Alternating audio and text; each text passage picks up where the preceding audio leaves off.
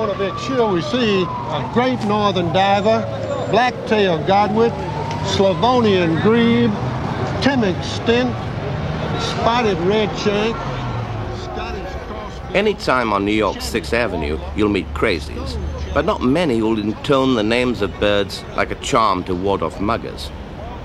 One such, though, is Jim Vardaman of Jackson, Mississippi, who wants to be the world's greatest birdman, and for starters, plans to capture the British record. It's just a question of whether we've got the time actually to go... A bird-watching record? Yes, there is such a thing. And in the American way, Jim will pack high-tech firepower when he comes to sock it to us. I did something like it a few years back in the fishing race, but we didn't have a helicopter strike force. In the helicopter. Look at him, right below the helicopter. Wow, look at that. A private Cessna jet. Way to go, team. Let's go to Scotland. State-of-the-art audio equipment, 1,000-pound quasar spyglasses. And somehow into the act has wandered a top British jazz musician.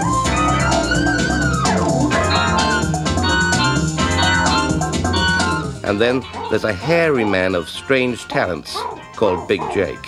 Ow, ow, ow, ow, ow. Ow, ow, ow, ow, ow. Jim's assault on the birds of Britain will start in the reeds of the Norfolk Broads, holy ground to birdwatchers.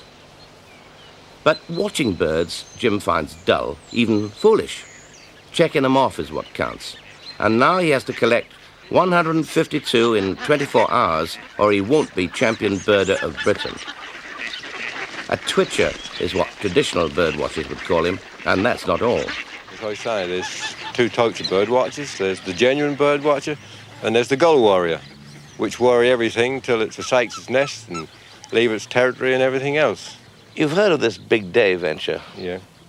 What's your opinion of someone who goes around with a checklist, covers maybe 600-700 miles of countryside, just to see how many different sorts of birds you can find in one day? Well, personally, I think he's crazy. That's my opinion.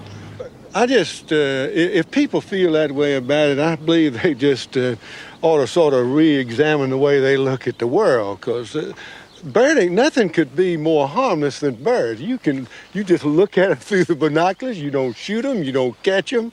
You just look at them. Now, what could be more harmless than that? And if you want to look at birds this way, and I want to look at birds this way, who's to say which is right and whose business is of anybody's what either one of us does? Jim indeed did his most special bird watching from the turret of a tank in the Battle of the Bulge back in 1944.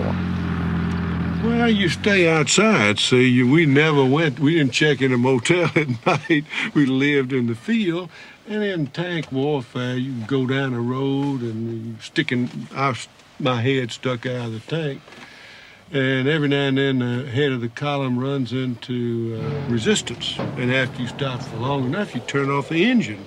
And there you are, standing out in the middle of nowhere. You could just go, take up birding right in the middle of the damn war. But doesn't that mean that you might miss an 88 pointing at you? Well, if it were an 88 pointing at you, you wouldn't see him. And if he fired at you, you wouldn't hear it coming. And if it hit you, it wouldn't make a damn bit of difference otherwise. And you'd have made your last little checkpoint in your little blue book. Yeah, just as you were looking like that, it would have been maybe the birdwatcher's ultimate death. He's sitting there watching a bird and bam! Well, of course, with all these tanks lined up going across there and machine guns chattering away, all of a sudden up jumps a pheasant. And you can just call off the damn war. Everybody who sees the pheasant turns his machine gun on it, and you look up and here's one poor little pheasant zooming away, and just a hail of tracer bullets you can see. Everybody shoots at the pheasant. And of course, I've never saw any one of them get hit. But Jim, they didn't give you a silver star for shooting pheasants, did they? No, they didn't give me a silver star for shooting pheasants. What was but that? I had a hell of a lot of fun shooting pheasants.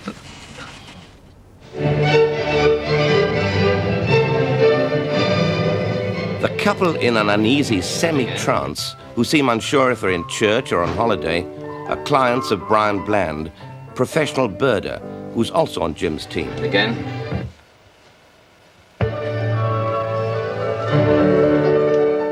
When they booked their vacation in faraway Neen, Wisconsin, John and Elizabeth Hapler just thought in terms of spotting a few nightjars or maybe a bittern or two. How wrong they were. Now, if you can remember that phrase, which is a piece of the second movement of Beethoven's Fourth Piano Concerto, and you hear it being whistled in an explosive manner, providing it's not Big Jake crawling about in the reeds, it'll be a Chetty's warbler. Here it is again.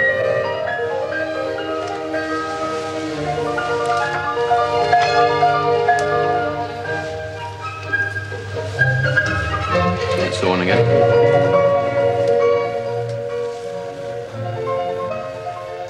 It's just like a wren singing the second movement of Beethoven's Piano Concerto. That's all you have to listen for. So if you tune your ears into that...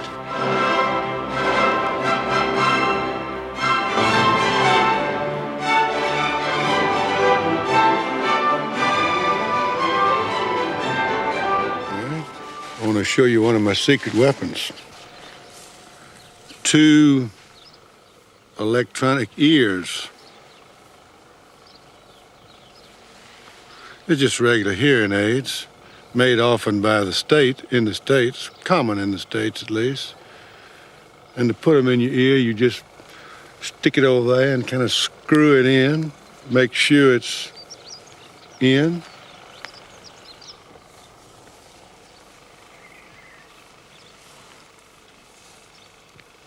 And they're now in place, and when I get ready to turn it on, I turn that little button like that, and I can hear that blackbird singing like crazy over there. I turn this little button like here, and I'm a brand new man.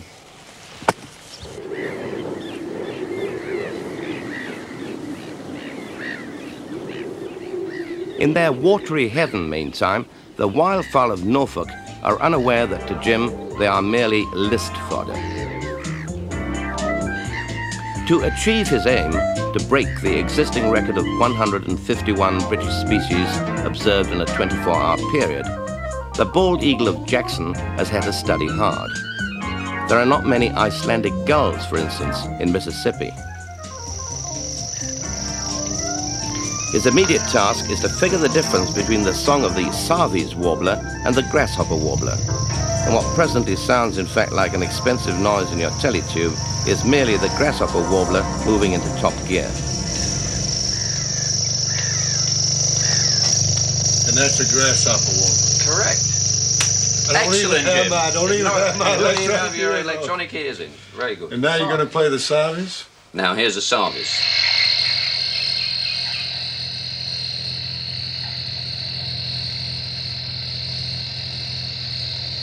More like a...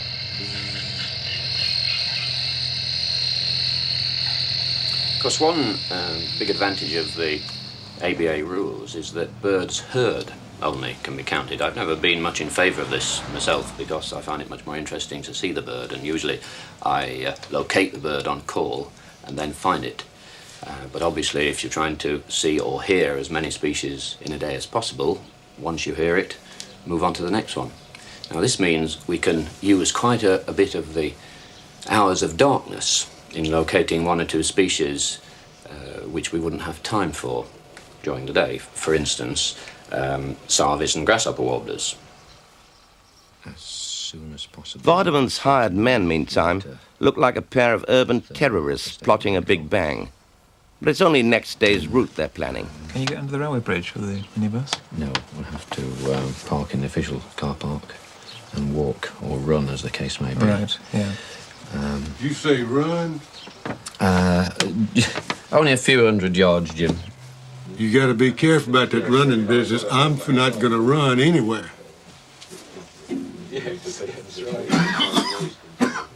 Jim, what are you compiling there? You remember I told you I was going to give you a list, a report about how we are standing?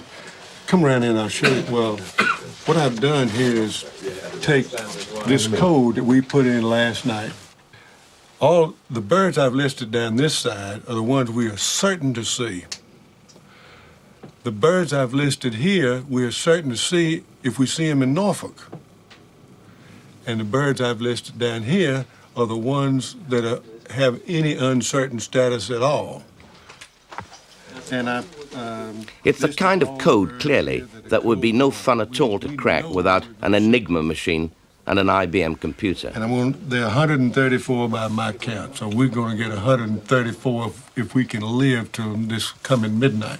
I'm going to keep this in my pocket, and if we see them, I'm going to cross them off. I made my excuses and left, somewhat glassy-eyed and knowing when I was beaten. Your hardcore birder, though, delights in complex lists and schedules, and some say it can become a hard addiction. I think we've got to admit, in fact, that at that level, it is a kind of drug. And it can be a drug with disastrous effects on some people, as any other drug. And at that level, it is a collecting game, just like collecting train numbers or anything else. This is often sneered at in itself, you know, but it's a basic part of the human makeup. The desire to collect, to categorise, to pigeonhole, to list. And it starts off when we're little with train numbers or cigarette cards or something. It's refined in later life into mice and china or lithoprints or whatever. Or just money. Or just money. Plenty of collection of money going on. But in fact, unless there was some survival reason for it, it wouldn't have been phased into our genes. The brains of those humans which didn't collect, pigeonhole, categorise, didn't have this tendency to evaluate and give everything a value in relation to the next nearest thing, were the ones, obviously, that couldn't assess a new situation and have been phased out. Most people, you can't help thinking, quit when they're little also.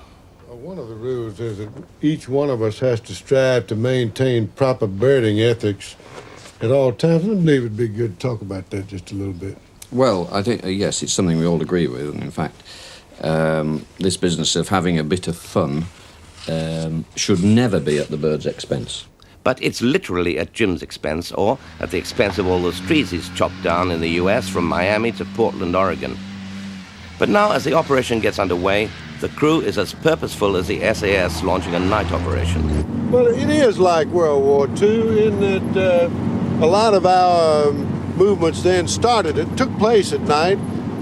If there were a lot of the action started early in the morning, and we took off at night, getting into position, very much like this. And I'm sure that everybody in an army fighting is excited when they realize they're going into combat in a very short order or when the sun comes up. This is very much like it. Birding, we would swiftly learn, can be as hazardous to your health as hang gliding, or, a better comparison, Formula One racing, which it closely resembles. But at least at Brands Hatch, the cars start out in good shape. His headlights went out. Suddenly the headlights went out, which is quite extraordinary since I went to the trouble of having the vehicle actually checked today. He's holding them on. I'm holding them on the flashes, but it does mean when I change gear, thus I'll have to release it. Fortunately, we've just hit a bit of street lighting, so that's okay. And when we turn off the main road, we're on country lanes. Jim will hold it. I'm sure there's a certain legal aspect here we ought to think about. Bland is entirely right there, and secretly this craven member of the assault group would have welcomed immediate intervention by the Norfolk Constabulary. But not even a village cop is around when countdown starts for the big day.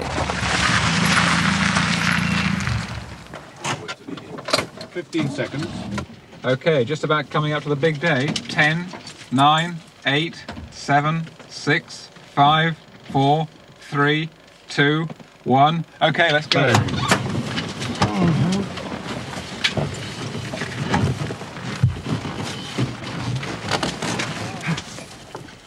A beachhead on Hickling Broad is secure to start with. You just can't keep the military metaphors out. And it's that reclusive little bird called a Sarvy's warbler, now cowering in the reeds, that we're after. Unhappily for Jim, its tiny song resembles the whirring of a camera. Yes, listen. Right, Sarvy's warbler. You got it, Jim? Yeah, I hear it now. No, that's the camera. Oh, damn. Right, it's in this direction. All right. The thing about Sarvy's, apart from the difference in pitch and gravity, it does shorter bursts. Give them another black. Yeah, wait till the camera's off. I got 16 minutes after Yeah, that's not bad. into the day. 4 birds, 5. 16 minutes. 5. 5 birds. think so. Moorhen, black-headed That's gull, 20 birds an hour. tawny owl. 20 birds an hour, 480. Yeah, pity there aren't that many species around. I think we'll go a bit further along the bank just in case there's a grasshopper to compare with the sarvies while you've got that fresh in your ear. Hey, hang on. I'm not sure what you're listening to, but I think if we went further down the path, we could almost count the camera whirring as a grasshopper warbler.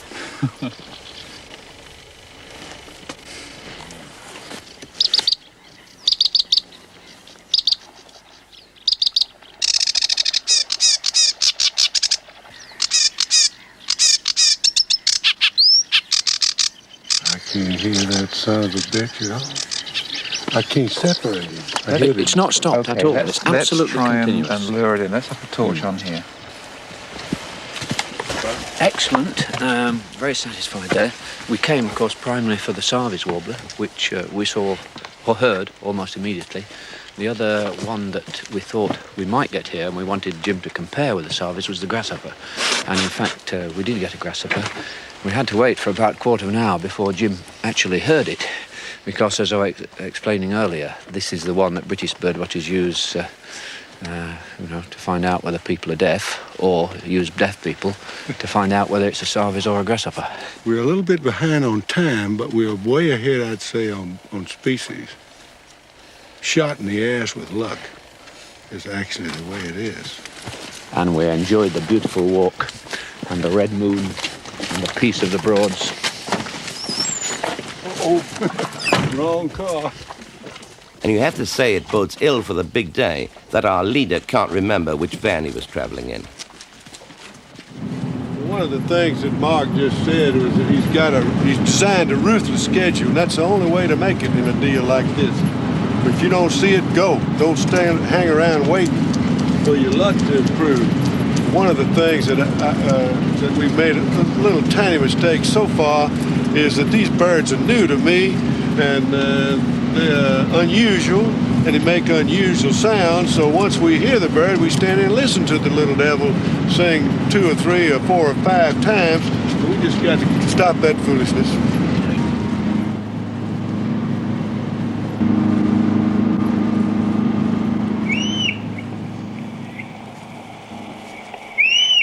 In the pre-dawn dark, that noise could have been anything from a Norfolk turkey just put on the Christmas list to a little hearty bucolic foreplay.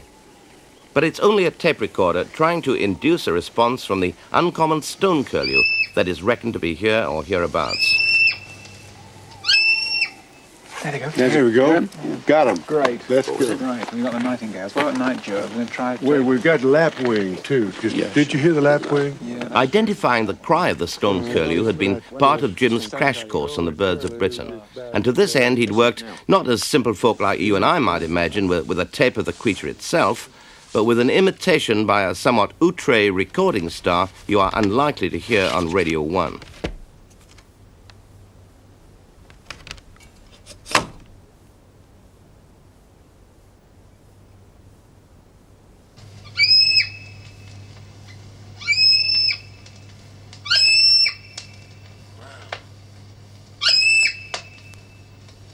And in fact, I can now reveal to you that the stone curlew's voice wasn't a stone curlew's, it belonged to Big Jake. That's amazing. I'd like to see that man make that sound. Kindly note the vibrant regret in Jim's voice. You could bet all the trees in Tennessee that if he'd known he existed right here in Norfolk, he'd have hired for the team the man you have to call the Boy George of birdwatching.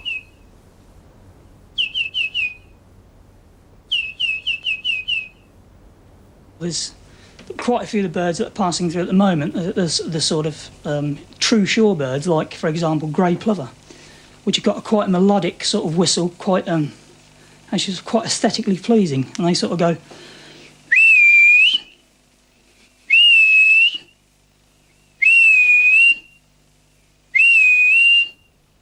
Or, for example, curlew, for example, which will go.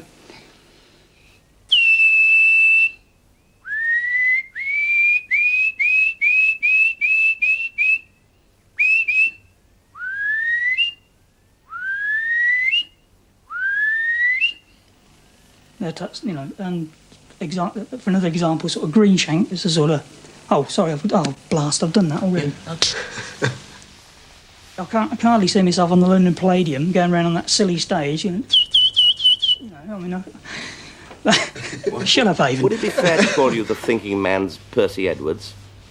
Yeah, but things have changed a lot since then. I mean, Percy did the aesthetic feel of the countryman with the birds. Now, modern-day bird watchers and naturalists are more... Not that there's anything wrong with being aesthetic, but want to be more knowledgeable and, if anything, more scientific and technical.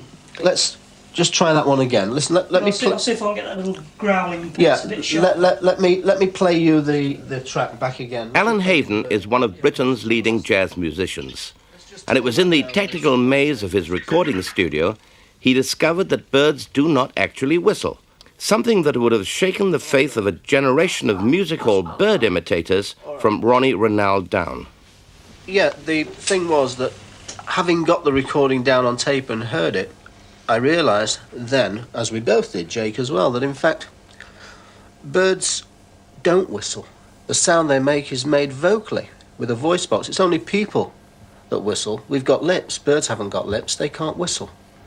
And we actually realised that we've now got a way of recreating exactly the sound of the bird.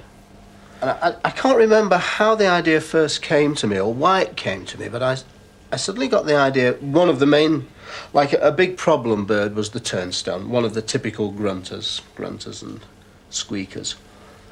And I pulled it down in speed. I got actual recordings of the bird and then pulled the speed down on a tape recorder that will do that, where I could get right down from 15 inches a second to something like less than 3 3/4. And the bird suddenly had a voice, a sound that I thought would possibly be able to to copy this sound with his voice, which he did. Okay, hang on. Off you go.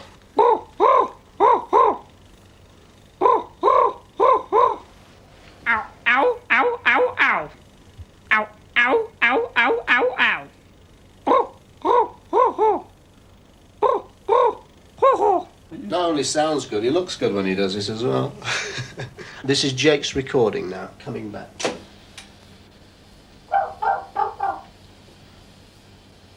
Now, I'll start to increase the speed.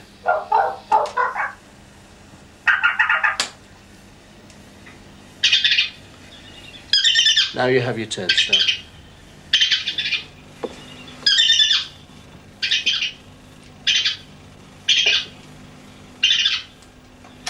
You may well ask, why bother doing all this? I can see it on your face.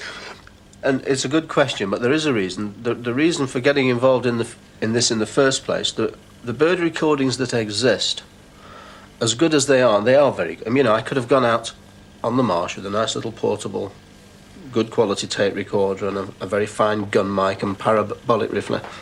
But when you listen to these records, there's a lot of other sounds going on, all sorts of extraneous noises, aeroplanes going overhead, and a lot of other birds you don't want. I wanted to record birds under studio conditions. So I've just got that bird calling clearly with nothing else to detract from it. That's the reason to do it this way. Okay, let's put it up to normal speed. And let's listen to see if we've actually got ourselves a turnstone. Oh, superb, yeah. Oh, yeah, excellent. Yeah, I'm totally happy with that one. Today, you are a turnstone. I am an aria interpres, in fact.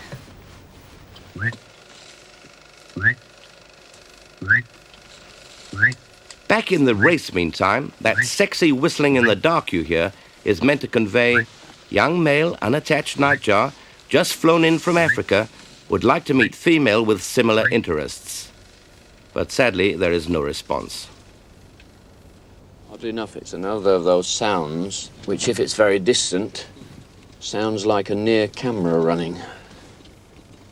This isn't a particularly good time of the night for them to be calling. They're most active at when it first gets dark. But you can sometimes provoke one, a male on territory, for instance, into action by imitating its flight call.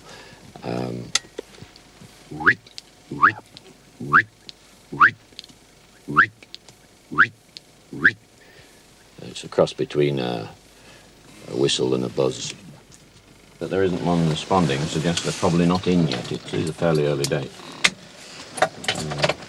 When you say not in, are they Not arrived in the country. They winter in Africa, but they have a very short time with us, really. They're one of the last birds to arrive and one of the first to leave. Nevertheless, this is home, so they're British. Home is where you breed.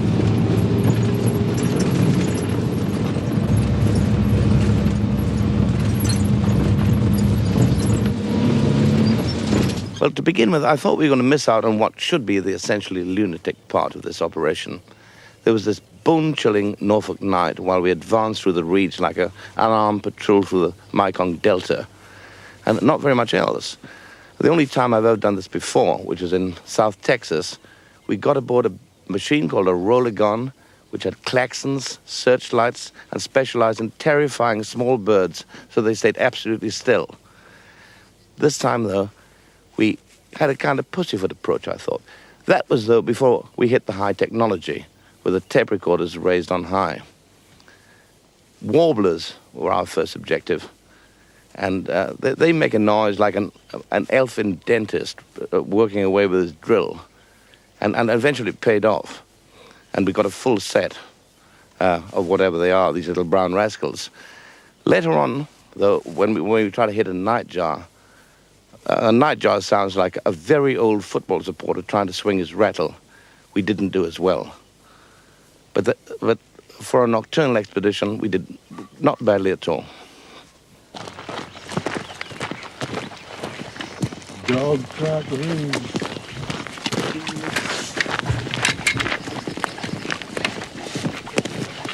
This business that you're looking at now is what we've been going through for the last 20 minutes. Only now we're on the road, and then we were in the woods. So it was a little more difficult, I'd say.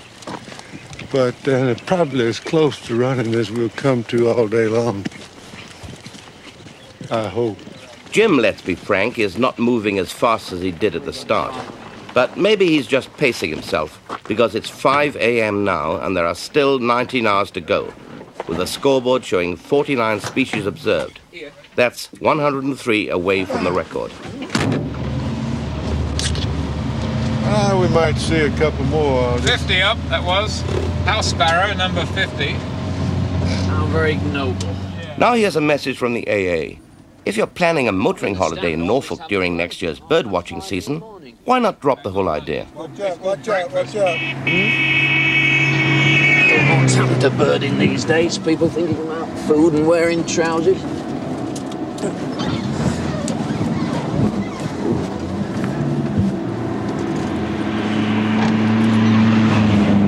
I'm not into macho birding, I must say.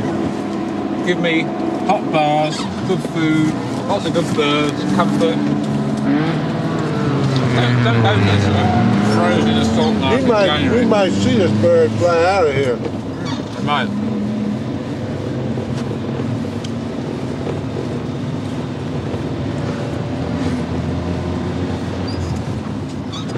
Wasn't worth walking in there. No. Okay. No, it was worth turning around in case he was still on the same branch, but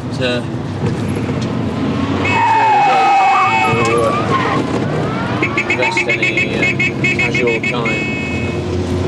5:39, J. Now we're eating a little breakfast. Looks like a ham, a corned beef sandwich. Tongue, that's what I'm eating. Look.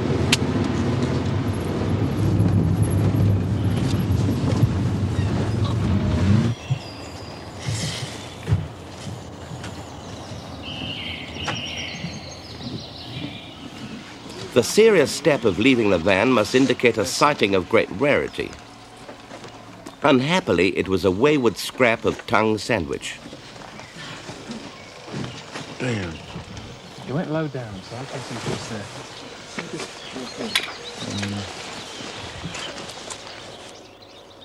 I don't, in fact, approve of using tapes in the field in the breeding season.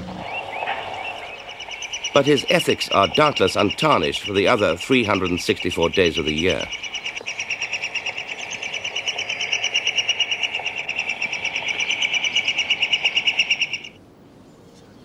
Yeah, it's a new one. The one we wanted. This dreamy woodland ride, tackled on foot, doesn't yield a single score, which shows the best way to check him off is to get back in the van and scare the lights out of him. You can get it in the Highlands, but it's even harder.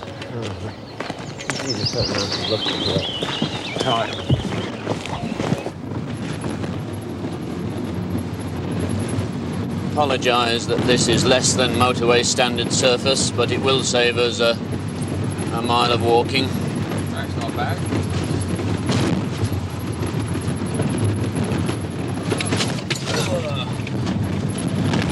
Wheat here. Here's a white rumper. Grey Grey partridges. Great. You get them? Yeah. No face pattern. Perfectly plain. Let's see. 814. We got linnet, gray partridge, and wheat ear. Grey partridge for the second time, of course. Well, I'm scared as hell. Shell ducks.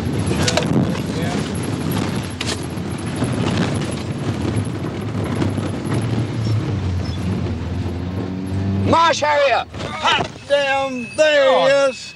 Fantastic. Beautiful. Oh, what a lucky break. Beautiful. Bird number 100. Yeah. Very satisfactory Oh, it's one. good to Fine see one bird. here. Most surprising. Bryan Bland was not precisely overdressed when the big day started, but now even his boots are missing. What happened to your boots, Bryan? Well, I lost one somewhere, and we've not time to find it. So, You've got to go barefoot in boots. I didn't have time to find any boots either. But maybe if we stop for petrol, they might sell shoes or something. And, while they're filling up. Okay. Grey heron. Yeah, I wish. Spoonbill. There is. Hot damn. Spoonbill. Point him Perch or out. flying? No. Oh, perch. Perch. Bitten booming. Bitten. A sight that exercises the full complexity of Jim's deep southern vocabulary. Do you want the scope on the spoonbill? Want the scope on the spoonbill. You may as well admire a bird. Oh, I while we're see the waiting. damn old idiot stand there looking so stupid. And what a beautiful, stupid-looking bird. Suddenly, the team is faced with an ethical dilemma. Is the barnacle goose they spot a legitimate score, or has it escaped from a private collection? Well, now, this We don't gives us know. the next problem, We'll put it doesn't on it? for Do we now. count him? Yes.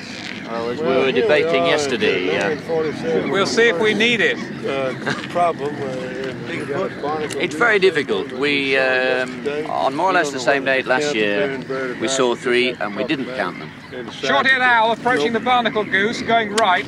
Short-eared owl coming to the barnacle goose is about Yes. half a binocular Beyond, field. can you see it? Just breaking the skyline, Jim. See it? Got it Above over it the now. barnacle now. Above the goose now. You got him? Mark Beeman, rapping out coordinates, sounds as if he'd spent time on the bridge of a missile cruiser.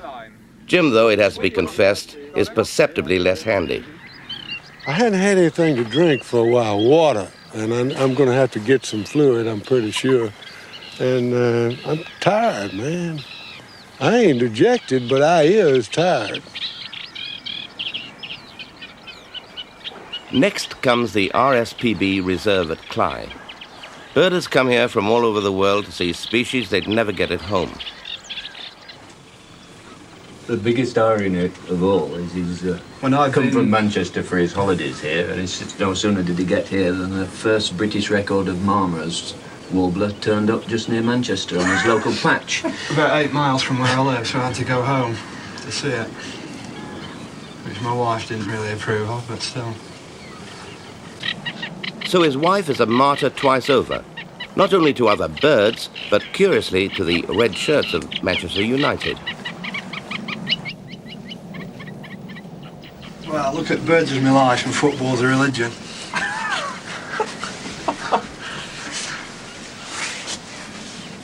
I think birding is more to me than football. What would you rather see? A Marmara's warbler or a last-minute cup final goal from Brian Robson? Marmara's warbler. No contest, I would think. No contest. Yeah. The decibel level here is roughly equivalent to Old Trafford, but minding its own business on a sandbar is, we think, a Temminck's stint. Temminck's stint, that's another classic Clive bird in May, really. Doesn't breed in Britain, it's quite a scarce bird. Excellent bird, named after Conrad Temminck, Dutch naturalist, a couple of 100 years ago. Which would leave little to say on the subject except for one thing. What do they like to eat, then? In fact, you wouldn't be allowed to go out and eat that one. We've got bird records in Norfolk going back 1,000 years. Everything that was shot by the wildfowlers and that was hung up in the larders of the great houses is all catalogued. So you can actually, from these records going back 1,000 years, analyse exactly what birds were breeding around here right throughout the centuries. So in one sense, it's a good job people have always been eating these birds. Norfolk has been a great success. The score stands at 125, and we've still got 8 hours to go. To make the most of these, Jim has hired a twin-engine Cessna jet to fly us all to Scotland, including his wife Virginia, now taking a break for the 6 young Vardamans she has at home. It's a milk run, our pilot thinks. He doesn't know yet we plan to dive bomb Flamborough Head. What Jim has ordered is a diversion to the coast of Yorkshire, where he plans to add a gannet to the list. And that's fine so long as it doesn't make its first appearance staring at us through the jet intake. What is it? Speed Start of this? looking out for any gannet now. We're getting near to the colony. Christ. Do you see all right, Jim? All I can say is I hope he can see the cliffs. There comes, have a look now, halfway between us and the cliffs, under the wing of the plane. Right. Yep. Right on the water. Yes. Way to go, team. Let's go to Scotland. Is everybody satisfied? Yes. You got them okay, Brian? Yeah, sure. Right. Very good. See 1 or 2 against the cliffs now. Go home. Go to Scotland.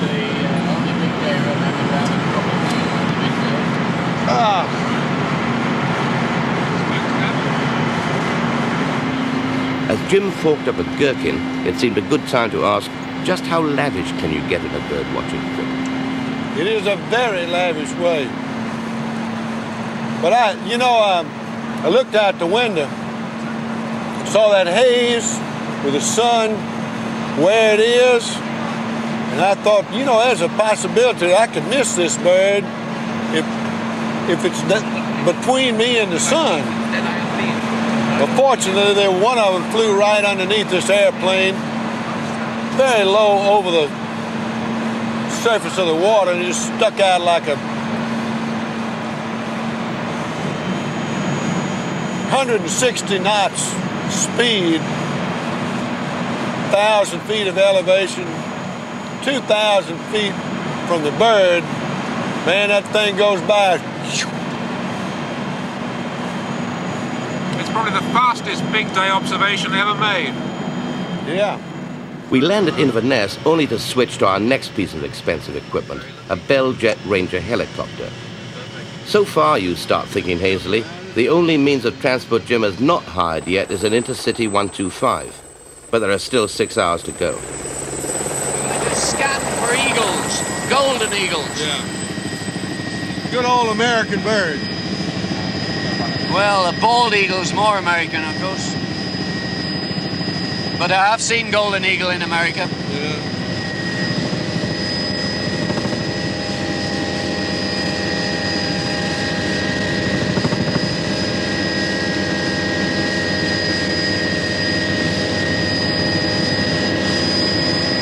Buzzard there, Jim. What is Buzzard. Buzzard, hot damn. One more.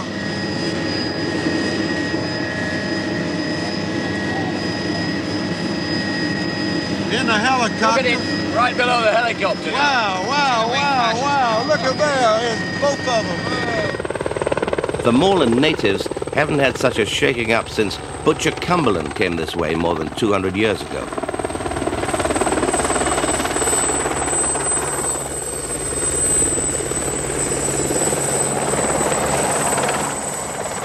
Hey, Hooper Swan. Yeah. Hooper, there. Well, look at there. Hello, young fella. I've only seen 3 of them in my life. That's the 4th. All right, one more, 7:33.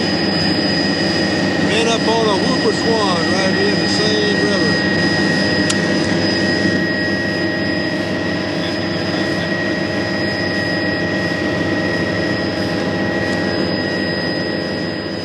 That is the most fantastic birding I ever saw. I just got entranced looking out the window. But the idea of getting right down on the water and flying right over that whooper swan, that's unbelievably good. Of course, you got to have a fella like Mark to find them. But once you find them, man, if they go this way, the helicopter goes this way. Can't believe it. Hopping it's so over good. those mountains is just marvelous. According to our count, we got 144. Within 30 minutes, we ought to get 8 more. And that ought to give us the record. And we'll just keep on running that sapsucker up until we get it to 1 million, if possible, if I live till that sun goes down.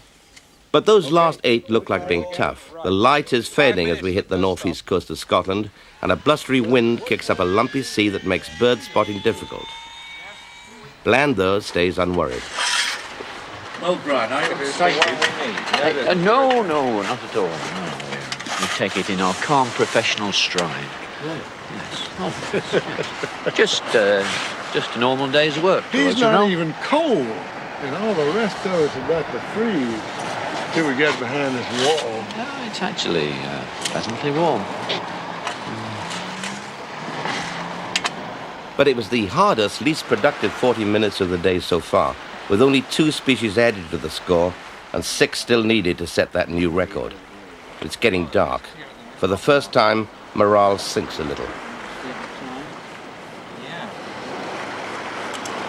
No, the time was hard. 146, red-breasted merganser.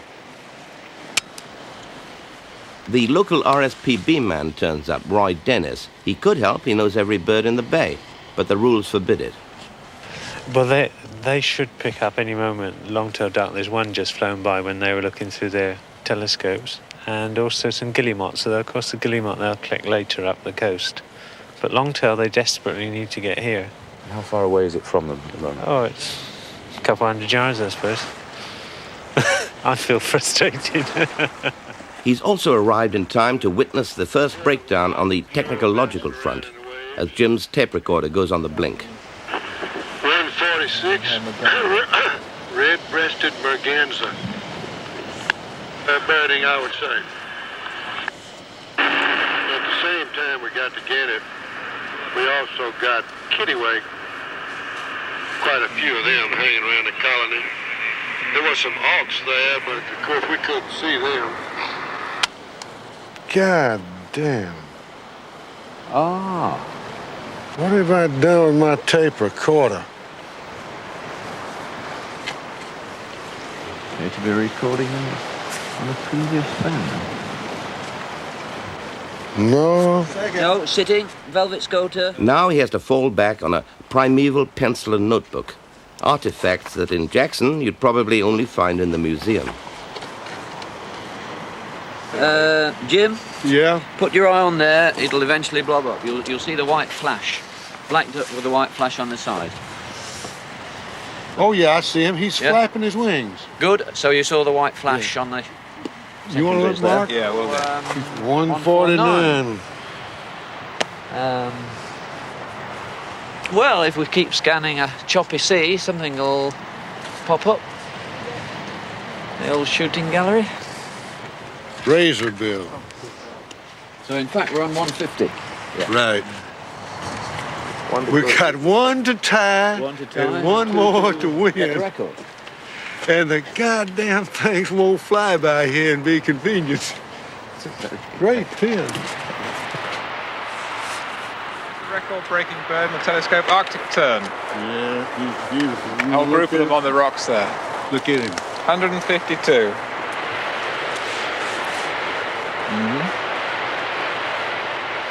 Might also be able to add one or two other things.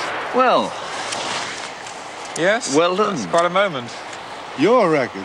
You still making records. Well, Your we're record still to going begin. on for 4 hours. No podium, no medals, no star-spangled banner. Just a grave English handshake. And roughly 8,700 birds in the world left for Jim to check off. Hot damn!